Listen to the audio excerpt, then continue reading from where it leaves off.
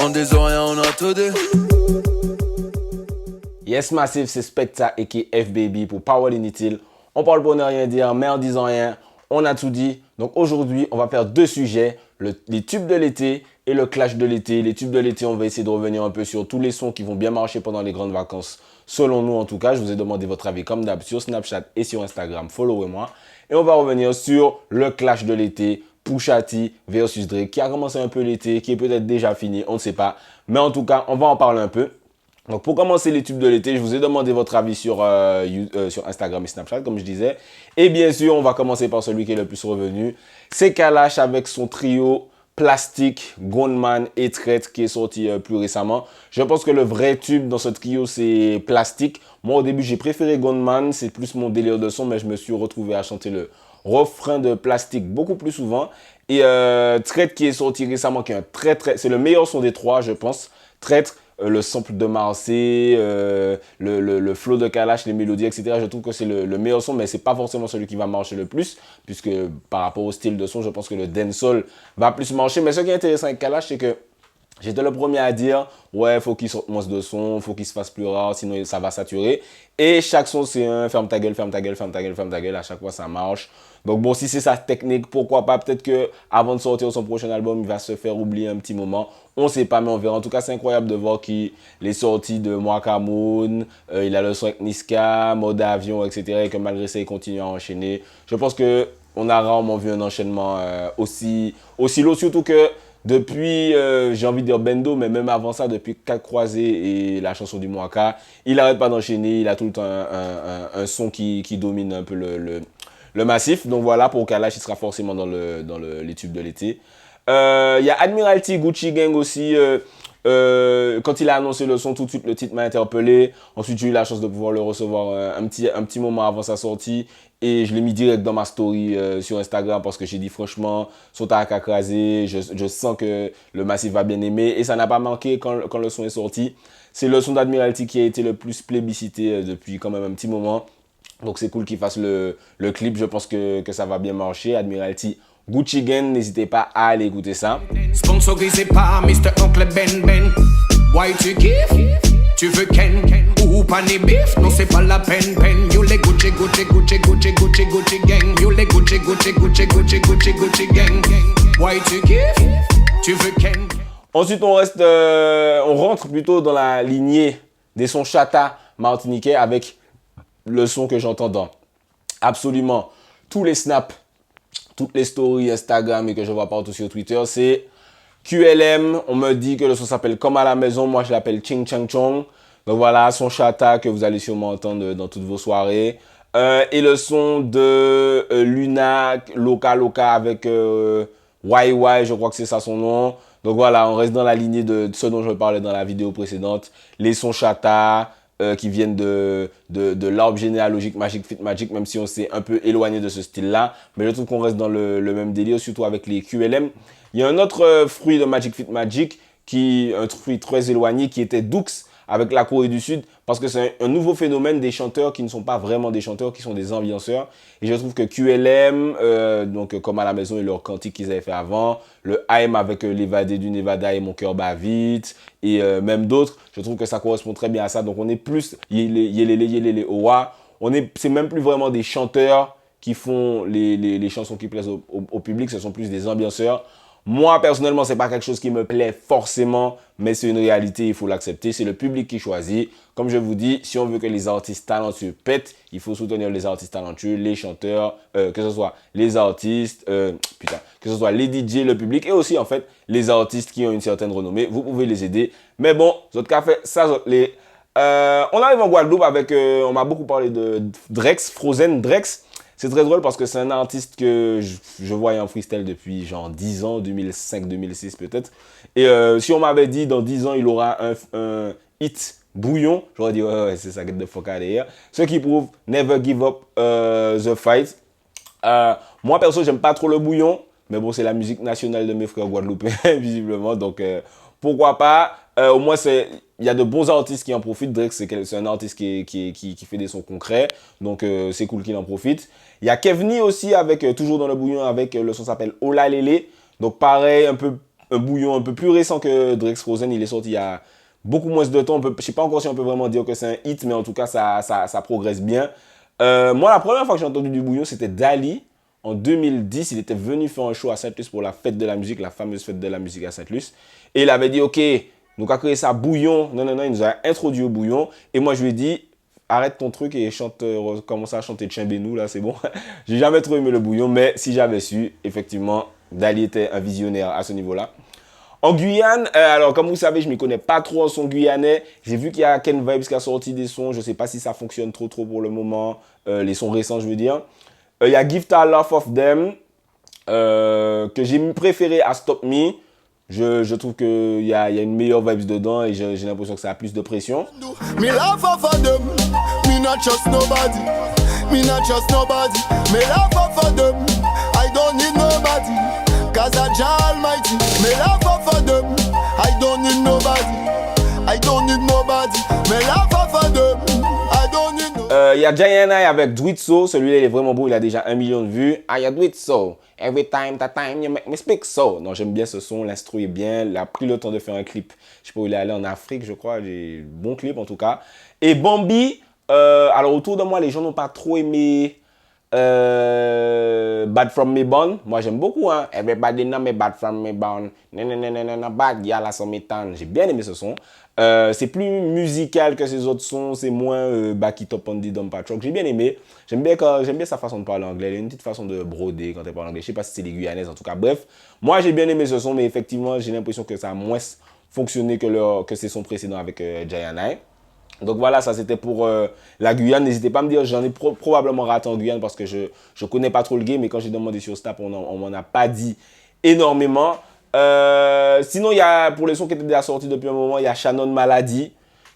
Alors là, il y a 300 000 vues actuellement. Je l'avais mis dans la playlist inutile il y a très longtemps. Donc ça fait plaisir de voir que les gens ont kiffé.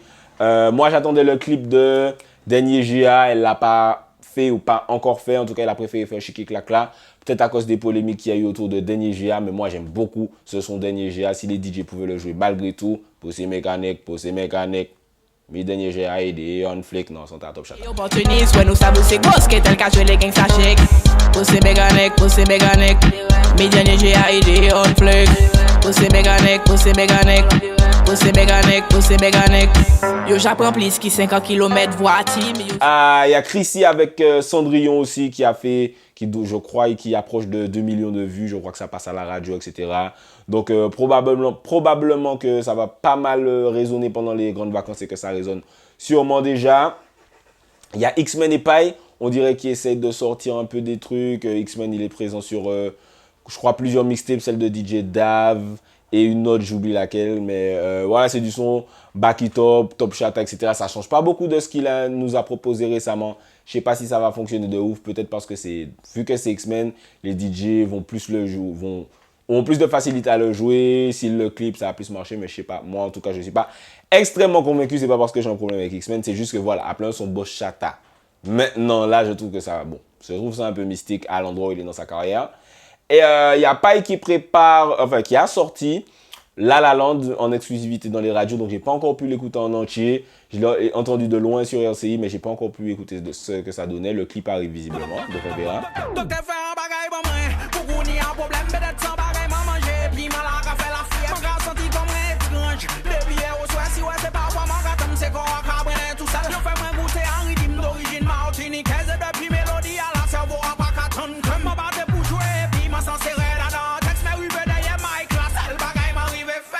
Moi, ce que je vais surtout écouter, c'est Stay So de Busy Signal. Love for them, stay so. J'aime beaucoup ce son-là. Avant même que ce soit un tube, je sentais déjà la vibes. Il a sorti un son qui s'appelle One Way aussi, qui est sale. Me see through me lens. No for them, I burn up for Benz. Il est bien aussi. Il est un peu dans la même vibe que Stay So, un peu dancehall Sony, mais un peu ghetto youth quand même. See through me lens. No for them, burn up for Benz. Fear drinks or a dinner. No for them, twist up for Lima. But no, I can't walk by my one way. Me say, oh no. And nobody can make me sell my soul. Come know. Il y a X de Vybz Kartel qui est sorti il y a des mois en janvier, mais qui pue l'été, donc que je vais sûrement écouter pas mal. Et on m'a parlé de Baseline de Conscience qui est sorti aussi il y a peut-être un petit moment, qui est plus un son pour danser du coup, donc voilà. Il y a Damso qui va peut-être sortir son album, j'attends l'album de Drake aussi, il y aura forcément des Summer Anthem dessus. Donc voilà un peu ce que je pouvais dire pour les tubes de l'été, n'hésitez pas si j'en ai oublié. Si vous en voyez d'autres, on va tout de suite passer à la partie Clash de l'été, je parlais de Drake, Pusha T versus Drake, let's go. Donc voilà l'histoire du clash Pusha T versus Drake. Je vais vous faire une petite timeline. Ça c'est le clash clash de Pusha T et Drake pour les nuls, ceux qui connaissent pas du tout. Donc Pusha T c'est un rappeur très bien ancré dans le game qui faisait partie du crew les Clips qui ont eu pas les Clips, les plus loin Clips qui ont eu des hits début 2010 avec Grinding, What Happened to That Boy et plein d'autres. Il travaillait beaucoup avec Pharrell qui est Monsieur Because I'm Happy maintenant, mais qui faisait qui fait toujours de grosses instru rap, méfiez-vous de Pharrell. Donc, de base, Lil Wayne était justement sur le premier album des Clips, ça fait plus de 15 ans maintenant, sur le remix de Grinding, justement, donc tout allait bien entre eux. Ensuite, ils ont collaboré avec Birdman, qui est le CEO de Lil Wayne, mais qui rappe aussi, sur le son du coup What Happened to That Boy, son historique sur lequel j'ai d'ailleurs fait un freestyle numéro 1 de l'Underground à l'époque. Où d'ailleurs je faisais des petits clins d'œil à Drake, c'est pour te montrer que full circle. Et visiblement Birdman, comme d'habitude, n'a pas payé Pharrell pour sa production. Donc depuis ce jour-là, les Clips et Pharrell ont une petite dent contre Cash Money, Young Money, qui est le crew de Lil Wayne. Ensuite, il y a eu une embrouille via interview. Lil Wayne est accusé de voler le style des Clips parce qu'il s'habille avec la marque A Bathing Ape. Qui est une marque très plébiscitée par justement les Clips et Neptunes, qui est le groupe de Pharrell. Donc, on lui pose la question en interview. Il dit que, ouais, justement, j'ai l'impression qu'ils me clashent dans leur son Mr. Me Too par rapport à ça. Mais j'ai beaucoup plus de succès qu'eux. Je vends beaucoup plus d'albums. Mes featuring coûtent beaucoup plus cher. Est-ce que vous pensez que je vais vous copier? La réponse est non. Du coup, Pusha T aussi répond, je sais pas si c'est avant ou après, mais en interview, il dit, soi-disant, ce mec-là, c'est le king. Mais si c'est le king, moi, je suis le god. Tu vois ce que je veux dire? Il a volé il dit que Lil Wayne a volé le flow de Jay-Z, qu'il essaie de s'habiller maintenant comme Jim Jones, que c'est un copieur, etc. Donc depuis cette période-là, il s'aime pas du tout. Mais il faut savoir que ça, c'était genre 2007, 2006. C'était pré-Carter 3, avant Emily, avant Lollipop, etc. Donc ça fait extrêmement longtemps. I don't even speak on that. Ain't nobody nicer. Listen, if he claimed king and he claimed best, then I guess you can call me God. I'm gonna let you know that right now. Donc ensuite, fast forward, on arrive à Drake, qui signe à Young Money, qui selon moi n'a rien demandé à personne. Il fait son truc, il fait sa vie, c'est un gentil garçon, best I ever had, pour ceux qui s'en rappellent. C'est du rap sucré. Et Pusha T le clash sur Don't Fuck With Me, qui est un freestyle posé sur une instru de Drake. Dreams Money Can Buy, allez écouter ce son est super lourd. Dreams Money Can Buy de Drake. Pour ceux qui disent que Drake n'est pas un lyriciste, écoutez ce genre de son là, votre avis va changer assez vite si vous comprenez l'anglais. Et il clash Drake, ils disent swagger don't match the sweater, puisqu'on sait que le swag de Drake en ce temps-là était assez mystique. Il mettait tout le temps des t-shirts chelous. Il dit un feat avec Trey Songz ne va pas vous sauver, sachant que Drake avait un feat avec Trey Songz un peu avant, qui s'appelait Successful, qui a été l'un des premiers succès de Drake. Donc voilà, il fait des petites allusions à Drake. You know, first of all, I've never really had any interaction with Pusha T, so for him to diss me would be, you know, purely like issues that he's having within himself, you know, which is, you know, I understand. So you guys have never met? We've met, but we've just been always cordial with each other. You know, I'm a fan of the Clips. I say it in interviews, and so yeah, I've never really had an issue with him. But you know, I mean, it's a frustrating time for a lot of people right now. I get it. So you know, if it was directed at me, just make it a little more direct next time. Et l'année d'après, il sort le son qui s'appelle Exodus, que tout le monde connaît, enfin que tous les connaisseurs de rap connaissent, où il s'en prend directement à Young Money, Cash Money. Il dit il cite pas le nom de Drake, mais il dit tu es signé chez un négro qui est signé chez un autre négro, qui est lui-même signé chez trois autres négros. Donc pourquoi? Parce que Drake est signé chez Lil Wayne est signé chez Birdman, et Birdman a un contrat avec Universal. Donc il dit il y a beaucoup de gens qui touchent de l'argent avant que toi tu touches de l'argent, sachant qu'en plus Birdman ne paie pas les gens historiquement. Donc il s'en prend un peu à Drake par rapport à ça. Et du coup, toujours aucune réponse de Drake. Et comme je dis souvent, la narration du clash, c'est quelque chose qui est très important. Aujourd'hui, tout le monde veut voir Drake perdre parce que c'est lui qui est au top. Par exemple, si quelqu'un clash Kalash maintenant, tout le monde, si la personne, c'est un artiste respecté quand même, les gens vont prendre pour l'artiste respecté avant de prendre pour Kalash, qui est aussi un artiste respecté, mais qui est plus big. On veut toujours voir le numéro 1 tomber. Drake, depuis Best I Ever Had, il enchaîne les number one. On le voit que gagner Controlla, One Dance, God's Plan, Nice Forward, Headlines, etc. Donc, on a envie de le voir perdre un peu. Et c'est justement pour ça que Pusha T, malgré le fait qu'il n'ait aucune raison de clasher Drake, de base, à part son histoire avec Lil Wayne, mais Drake ne s'est jamais vraiment mélangé dans ça avant que Pusha T l'attaque. Il n'a jamais vraiment de raison de clasher Drake. Donc, pour moi, la narration est importante, pour moi, en tout cas. Et Drake finit par répondre à Exodus, mais très subtilement sur Lord Knows. Il dit I'm hearing all of the diss. I know that they're trying to push me, but I don't make music for niggas that don't get pussy. So they're the one that gon' diss me or overlook me. C'est-à-dire, en gros, j'entends vos petits diss. Je sais que vous essayez de me pousser, me bousculer. Ce jeu de mots Pusha T, push me. Mais vu que vous gérez aucune meuf est sur vous, je fais pas de son pour vous, donc c'est pour ça que vous essayez de me dire. En gros, vous êtes jaloux. Donc il répond à ça sur Lord Knows sur l'album Take Care. Et après ça, il me semble que Pusha reste plutôt cool. Il dit Lil Wayne après la débâcle Young Money, Cash Money, où Lil Wayne dit que Birdman le retient en otage. Mais il s'en prend plus trop à Drake. Et quand il s'en prend à Lil Wayne, c'est sur Twitter, sans jamais vraiment le clasher en musique. Sachant que Lil Wayne a répondu aussi à Pusha T, mais que la réponse était rincée. J'étais très très déçu parce que je suis très fan de Lil Wayne. Et fast forward, après le clash avec Meek Mill, je crois, Pusha T clash Drake sur un freestyle qui s'appelle HGTV, où il dit, encore une fois, c'est pas toi qui écris tes textes. Il reprend un peu le même truc que Drake. Et boum, Drake répond sur Two Birds, One Stone. Et là, j'aime beaucoup Two Birds, One Stone de Drake parce qu'il clash Kid Cudi, Pusha T répond un peu aussi à Tory Lanez. Et pareil, il lui dit, Pusha, frère, tu joues les Pablo Escobar alors que tout ce que tu as fait, c'est vendre des 10 grammes d'herbe dans ton lycée et tu te prends pour El Chapo, etc. Donc, il dit ça sur Pusha T. Et silence. Pusha T reste très, très silencieux pendant au moins 1 an et demi puisque c'était avant More Life de Drake. Et Pusha T a répondu sur son album Daytona, qui est sorti il y a quelques semaines sur Infrared, où encore une fois, c'est peut-être un peu redondant jusqu'à maintenant, mais bon, c'est une attaque facile sur Drake. Sur le ghostwriter, il dit « It was written, but it was written by Quentin ». Quentin, qui est le nom du ghostwriter de Drake sur la période « If you're reading this, it's too late ». C'est pas vraiment un ghostwriter, c'est plus un auteur, puisqu'on sait que c'est lui qui a écrit, en fait, il est crédité pour son travail, mais en tout cas, on considère que c'est un ghostwriter dans le game. Et donc voilà, Pusha T attaque Drake sur ça.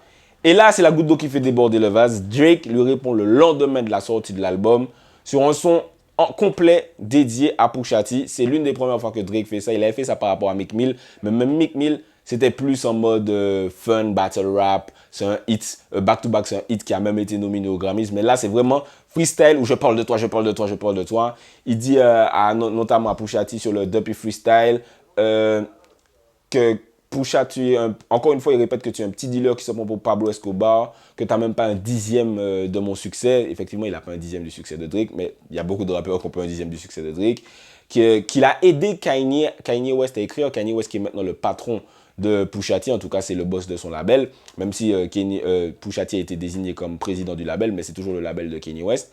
Il dit, frère, j'ai aidé ton patron à écrire des textes, et tu oses venir me dire que moi, j'écris pas des textes disrespect. Donc voilà, une réponse de Drake qui a été très bien reçue au moment de sa sortie. On disait que Drake était fragile, mais là, sa réponse, il n'a pas joué du tout. Et boum, grosse erreur de Drake. Pourquoi? Car c'est exactement ce que Pusha T voulait. La première attaque est un piège. C'est exactement ce que Pusha attendait. Il a sorti Adidon Story sur une instru de Jay-Z, The Story of OJ, sur l'album 444. Et là, il révèle que Drake a un fils caché d'une actrice porno, même si on le savait déjà, c'était déjà sorti dans quelques sites gossip. Mais quand un rappeur le dit, ça prend tout de suite plus de poids, comme Booba quand il a dit que La Fouine faisait des tournements de mineurs. C'était déjà sorti, mais quand Booba le dit, ça prend une autre ampleur. Ben là, c'est pareil pour le fils de Drake avec l'actrice porno dont j'oublie le nom. Il critique le fait que le père de Drake l'ait abandonné lui et sa mère dans sa jeunesse, et c'est pour ça qu'il ne se sent pas assez noir, puisqu'il faut savoir que la mère de Drake est blanche et que le père de Drake est noir du coup. Il parle du meilleur, ça c'est un truc qui m'a dérangé, il parle du meilleur pote de Drake et qui est aussi son compositeur fétiche, OVO 40. qui est malade, qui a... Alors, je sais que ça s'appelle MS en anglais. Je sais qu'il y a sclérosis dedans, mais je ne sais plus exactement comment ça s'appelle. Et il dit ton meilleur pote est mourant, combien de temps il lui reste, etc. J'ai trouvé ça assez irrespectueux. Moi, je suis quelqu'un qui aime les clashs, mais ça, j'ai trouvé que c'était irrespectueux. Mais en tout cas, c'est un clash qui a fait très très mal à Drake sur Twitter. Là, tout le monde est en mode hey Drake, il faut que tu répondes. Une semaine est passée. Au moment où j'enregistre, en tout cas, il n'y a rien qui est sorti comme réponse de Drake. Il y a Jay Prince qui est quelqu'un de très respecté dans le game, qui a un peu investi sur Drake à son début, avant même Lil Wayne, qui a dit que Drake ne répondra pas parce que la réponse qu'il a préparée est trop irrespectueuse et que ce serait se mettre au niveau de Pusha T qui est descendu dans la mare aux cochons et que les cochons sont bons pour l'abattoir. Quel sens de la poésie de Jay Prince. Bref, une très très longue histoire qui date visiblement de depuis 2006 avec le clash avec Lil Wayne. Il y avait même une rumeur comme quoi Drake allait répondre et que Lil Wayne serait sur la réponse. Ça aurait été super chata, bien que Lil Wayne n'est pas trop fort en clash. Donc, je ne sais pas si j'aurais vraiment voulu voir ça. Mon avis perso, c'est que Drake va répondre sur son album Scorpion qui sort bientôt. Donc, on vérifiera si c'est vrai ou si j'ai tort à la sortie de l'album. Pour faire monter les streams, Pusha T a fait très très mal. Mais je pense quand même que le 10 sur 40 et sur la famille de Drake, c'était pas nécessaire et c'était pas cool. J'aime la compétition, j'aime les clashs, mais j'aime les clashs qui sont en trompe-pas. Je vais te dire ton meilleur ami qui est mourant, ou je parle de ta mère, etc. Moi, je trouve que ce sont des trucs qui se font pas forcément. Donc voilà, n'hésitez pas à me donner votre avis. Est-ce que Pusha T est allé trop loin? Même si je pense que pour moi, c'est 1-0 pour Pusha. Non, disons 2-1 pour Pusha, puisque la réponse de Drake était quand même assez bonne. Est-ce que Drake, vous pensez qu'il va répondre? Connaissant Drake, ce serait assez surprenant qu'il décide de laisser ça passer. Vous pouvez me parler des tubes de l'été aussi. Est-ce que j'en ai oublié? Est-ce qu'il y en a que vous trouvez qui sont top chata? Est-ce qu'il y a des sons que vous auriez aimé qui soient tubes mais qui n'ont pas assez de buzz? N'hésitez pas à me dire. Je vais peut-être vous faire une playlist avec tous les sons que j'ai cités parce que c'est assez chaud de mettre tous les extraits à chaque fois. Voilà, c'était Specta pour Parole Inutile. Attendez, stop, je mens. Suivez-moi sur Snapchat, Instagram et abonnez-vous à ma chaîne YouTube Objectif 10K. Là maintenant on approche des 7K. Donc 10K on peut le faire assez facilement. On essaie de faire ça pour la fin de l'année. On est ensemble. C'était Specta pour Parole Inutile. On parle pour ne rien dire et en disant rien, on a tout dit. On des oreilles, on a tout dit.